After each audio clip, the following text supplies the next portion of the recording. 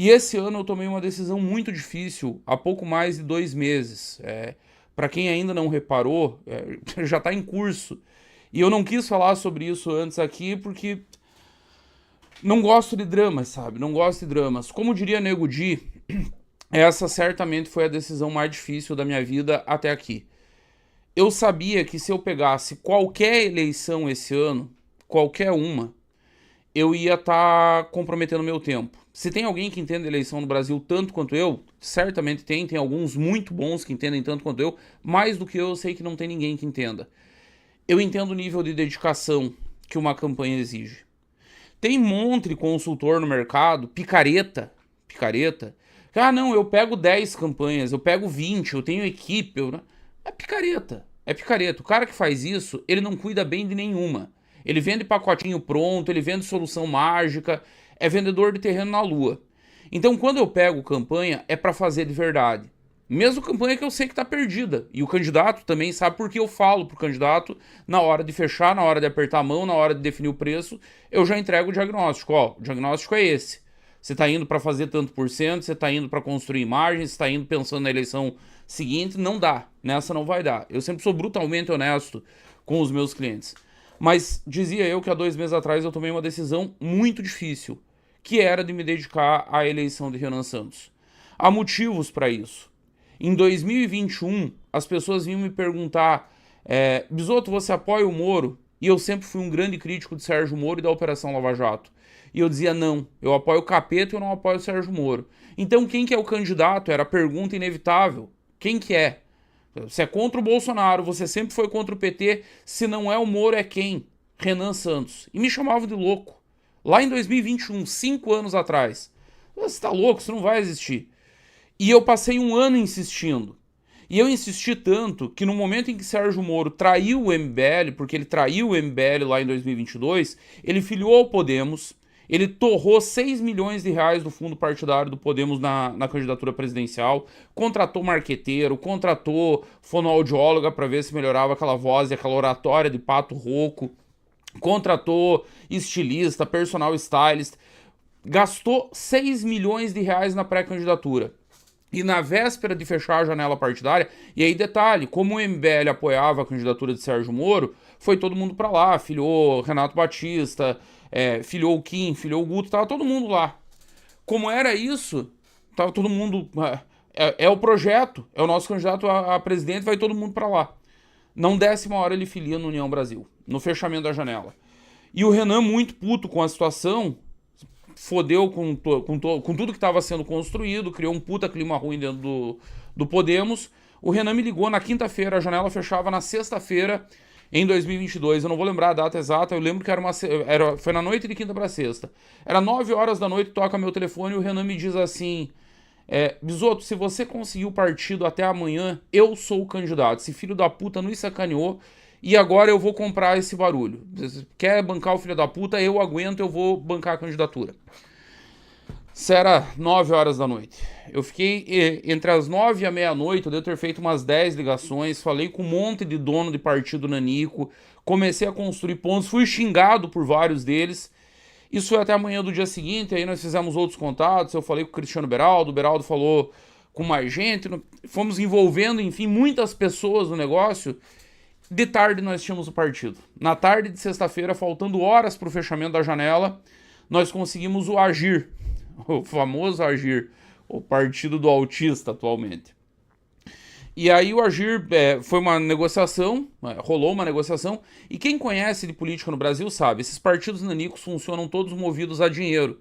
Nós não tinha dinheiro. O PRTB, por exemplo, corria no mercado na época que estava sendo leiloado. O finado Levi Fidelix tinha recém morrido, aí a viúva tinha ficado herdeira, aí apareceu um escritório da advocacia envolvido, tinha preço, era coisa de 30 milhões de reais que eles queriam pelo partido. Uma doideira, uma doideira. Essa era só uma das histórias que eu ouvi nessa aventura louca de conseguir o partido. Mas, dizia eu, conseguimos de tarde o Agir. E aí, qual que foi a nossa negociação? Olha, não temos dinheiro, não peçam dinheiro que nós nem temos. Se tivéssemos, usaríamos nas candidaturas nossas, mas não temos. O que nós queremos? Nós só queremos uma coisa. Vocês dão a legenda E nós entramos com a nossa militância, com a nossa capacidade de fazer campanha em rede social, com a nossa capacidade de construir ideias, de construir um projeto. E eles toparam. O Renan filiou, e aí eles pediram algumas contrapartidas. Uma das contrapartidas é que tinha que resolver o diretório de Santa Catarina, que estava vazio na época. Eu filiei, deveria ser candidato a vice-presidente, deveria construir candidatura aqui no estado, enfim. Só que aí passou uma semana e houve uma conversa interna do MBL, lá em 2022. E a conversa era simples e óbvia, e fazia todo sentido. Num partido nanico, e dependendo das circunstâncias, a candidatura do Renan, tudo que ela conseguiria era atrapalhar a eleição do Kim no União Brasil, do Guto no União Brasil, do Renato, da Amanda, de todo mundo, enfim. Nós corríamos o risco sério de ficar sem deputado. E o Renan disse, não, eu não posso fazer isso. O projeto sempre foi maior do que interesse pessoal, o projeto sempre foi maior do que vaidade. Quem conhece o mercado político brasileiro sabe, ninguém teria aberto mão de uma candidatura de graça por partido nanico, como nós conseguimos. Porque isso valeria muito. Vocês viram o resultado da eleição de 2022. Luiz Inácio Lula da Silva derrotou Jair Bolsonaro por pouco mais de 1%. Vocês têm noção de quanto estaria valendo um Renan Santos que tivesse feito 2% em 2022? No primeiro turno, 1% em 2022 no primeiro turno, quanto que valeria num eventual segundo turno? E nós tínhamos essa candidatura posta e o Renan abriu mão dela. O Renan abriu mão em nome do projeto, em nome da eleição do Kim, em nome da eleição do Guto. Aí o tempo passou e precisava se tomar a decisão sobre qual seria a construção política seguindo do MBL. Havia um caminho óbvio que nós já tínhamos ensaiado nessa candidatura presidencial de 2022, que quase foi para frente. E o caminho óbvio era, vamos entrar num partido nanico, ficamos por ali, ocupamos espaço, quem tem voto somos nós, quem mobiliza a militância somos nós, e aos poucos vai tomando partido, tolerando ali o cacique que é o dono. Foi o caminho que o presidente da República, Jair Messias Bolsonaro, escolheu. O caminho que o presidente da República, Jair Messias Bolsonaro, escolheu. Vai pro PL, deixa o Valdemar continuar de dono, o homem que já havia sido preso no Mensalão, que já foi preso agora também por treta envolvendo o governo Bolsonaro, deixa ele no controle e eu só disputo a eleição e vou ocupando os espaços ali aos poucos, garanto um baita salário caso perca, resolvo minha vida. O MBL decidiu o caminho mais difícil, que foi o caminho de criar um partido zero. E eu lembro da conversa que eu tive com o Renan quando ele me falou, não, nós vamos criar o partido zero. Cara, foi um inferno. Bolsonaro tentou e não conseguiu coletar as assinaturas. A rede precisou de 2 ciclos eleitorais, a rede Marina Silva. Marina que havia feito quase 20 milhões de votos em 2010. Precisou de 2 ciclos eleitorais, tem certeza? Tenho. Tenho porque eu estudei o processo. E aí ele começou a me dar uma aula. E me explicar como ele faria a coleta de assinaturas. Como ele garantiria que teria mais assinaturas do que o necessário. Como ele garantiria que ele bateria todos os números. E aí bastava ir ao TSE com as assinaturas e criaria o partido. Criou contra milhões de bolsonaristas repetindo que o PSOL Kids não ia criar, que o PSDB Kids não ia criar, que era um movimento que só existia em rede social, que não passava de São Paulo, que não saía da cidade de São Paulo. Todo tipo de piada, todo tipo de menosprezo, todo tipo de sacanagem. E o Renan se manteve ali firme, persistiu, coletou as assinaturas, milhares de jovens coletores Brasil afora, trabalhando com ajuda de custo, porque o salário pago aos coletores era uma mixaria, uma miséria. Mal e mal dava para se manterem. Típico salário para jovem aprendiz, sabe? É o que os coletores receberam durante todo o processo. E essa galera conseguiu criar um partido. E finalmente se tornou consenso dentro do MBL, algo que eu dizia há muitos anos. A galera que olhava de fora sempre tendia a dizer, não, quem representa o MBL é o Kim, quem representa o MBL é o Arthur, durante muito tempo o Beraldo, enquanto esteve por ali. Ninguém considerava que Renan Santos era um líder político. Ninguém considerava que o Renan Santos era o cara para botar a cara. Porque o Renan é aquilo que ele é nas análises renais, ele dá esporro em militante, ele é agressivo, ele vai pra cima, ele cobra, ele executa, e as pessoas ficavam com uma imagem, às vezes negativa, mesmo entre a militância, que é o cara das notícias ruins, é o cara que diz, vocês estão fazendo merda, é o cara que diz amadureçam. E aí o pessoal não quer esse cara, o pessoal quer o sorridente, o legalzão, o cara da galera, quem traz as notícias boas, os projetos aprovados, no caso do Kim. e parecia, não fazia sentido na cabeça de quem olhava de fora a candidatura presidencial do Renan. Mas o consenso se formou por uma coisa óbvia, O MBL foi fundado em 2014 por Renan Santos, por Pedro Deirô, por Alexandre Santos, o Kim estava lá junto. E esses aí, basicamente, essencialmente, foram os que estiveram em 2014, em 2016, os que fizeram impeachment, os que tiveram em 2018, os que romperam com o bolsonarismo e aguentaram porrada pra um caralho.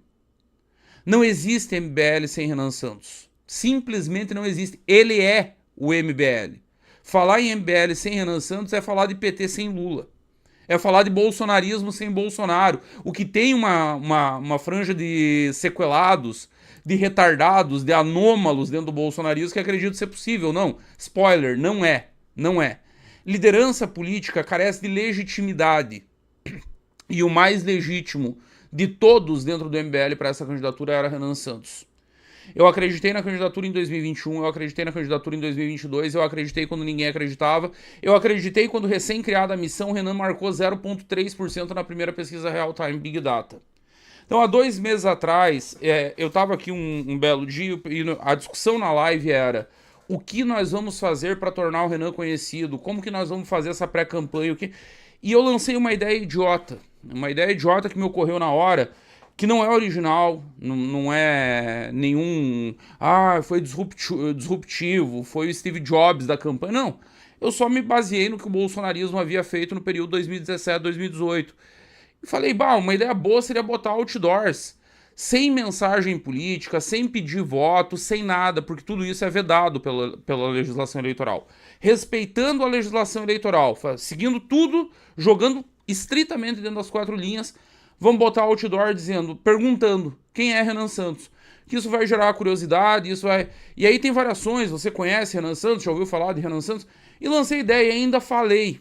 E ainda falei nessa live, eu disse o seguinte, eu mesmo, se tivesse 3 mil reais, colocaria um outdoor do Renan aqui em Floripa. Lê do engano, lê da Nagli. O outdoor aqui custa 10 pau na Via Expressa. Só que eu falei nesses 3 mil, que eu não tinha, minha conta raspada, e me aparece um doador no direct, que não era sequer aqui de Santa Catarina, de São Paulo, e diz assim pra mim, Bisoto, eu tenho os 3 mil reais, eu vou te doar os 3 mil e você coloca o outdoor. E aí eu ainda falei, calma, não doa, não faz o Pix. Deixa eu orçar aqui pra entender exatamente o que é. Eu pedi pra querida amiga Ana Morilho, que tá lá no Clube do Bisoto, ela tem uma agência de marketing e propaganda. Disse, Ana, você consegue fazer o orçamento pra mim? E ela fez 10 pau outdoor. Meu Deus do céu, eu chamei o doador e disse, olha, cara, desculpa, eu preciso te dar a real, o outdoor é 10 mil. E ele me respondeu, eu tenho 3. Você falou que era 3, com 3 eu consigo ajudar. Se eu te der os 3, você vai atrás do resto? E aí eu pensei com os meus botões. O que é um peido pra quem tá cagado? Me dá os 3 mil que eu vou dar um jeito de levantar o resto. E ele fez a doação e aí eu comentei no meu grupo, no Clube do Bisoto. Galera, o negócio é assim, eu tava indo pro evento do Brigadeiro, aqui o evento que lançou a pré-candidatura ao governo do Marcelo Brigadeiro aqui em Floripa. Deixei de ir pra despedida de solteiro do meu amigo João Pedro pra ir nesse evento do lançamento de pré-candidatura do Marcelo Brigadeiro. Eu tava indo pra lá e eu mandei no clube. Galera, acabei de receber um Pix aqui de 3 mil reais, só tem um problema. A porra do outdoor vai custar 10. Nisso apareceu um outro doador do clube, me chamou no privado, pediu pra não declinar nome. Eu te mando 5, vai ficar faltando 2. E aí os 2 nós levantamos numa vaquinha pingadinha, cada um deu um pouco. Foi o primeiro, foi o daqui da Via Expressa. Aí eu fiz o da Via Expressa, o pessoal do Rio Grande do Sul se mobilizou e fez na Freeway, fez em Viamão, fez em outros... E não parou mais, E hoje é um negócio bizarro, porque todo dia eu abro meu Instagram e tem algum lugar me mandando foto, me mandando vídeo, me marcando.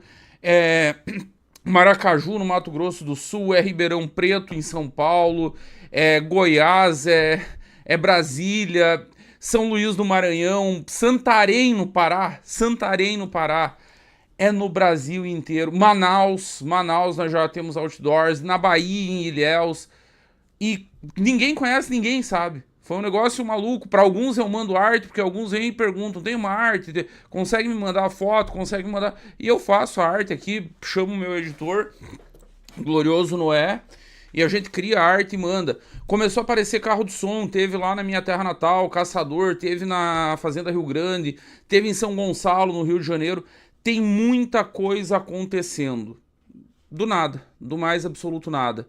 De modo espontâneo, de modo não programado, sem centralização financeira, sem comando, sem nada, porque um dia um sequelado numa live teve uma ideia. Então eu estou há 2 meses, de modo extraoficial, dedicado integralmente à eleição do Renan.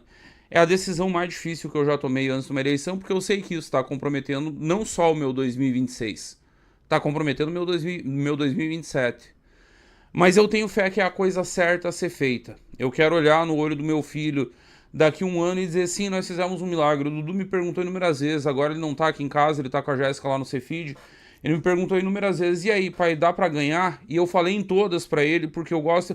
É uma criança. Ele tem 12 anos. Só, Dudu, não dá, nós estamos indo porque o Brasil precisa, porque nós temos uma mensagem, mas não dá. Não fique imaginando que dá pra vencer. Até pra preparar psicologicamente, pra saber que é uma jornada muito difícil, que é pedregosa. Nós estamos chegando aos 10%, senhores, sem dinheiro, sem grandes doadores, sem estrutura, sem apoio. O Renan sem marqueteiro. É ele e o Riso viajando o Brasil, o Riso produzindo vídeo, produzindo conteúdo em rede social. Aí é memeiro produzindo edit, melhor do que qualquer superprodução que o Romeu Zema gastou milhões e milhões e milhões para fazer com marqueteiros caríssimos. Com o ex-marqueteiro de Aécio Neves em 2014, está na campanha de Romeu Zema. Esse é o novo. Essa é a mudança. A mudança é trazer os maiores vícios da velha política. Então, senhores... Diante dessa decisão, a mulher que está me aguentando há 14 anos, que há 12 anos é casada comigo, que é a mãe do meu filho, ela está de aniversário amanhã, e eu estou contando com vocês para mandarem Pix de presente, para mandar Live Pix, só escrevam, é para o aniversário da Jéssica que eu passo tudo para ela. Ela merece mais do que ninguém, ela tem sido fundamental para tudo que tem acontecido comigo, para minha participação na campanha, para minha existência enquanto agente político. Se eu ainda existo enquanto agente político, é porque ela foi compreensiva, é porque ela me tolera, é porque ela tá junto o tempo inteiro. Se você gostou do vídeo, deixe seu like e se inscreva no canal. Até o próximo vídeo.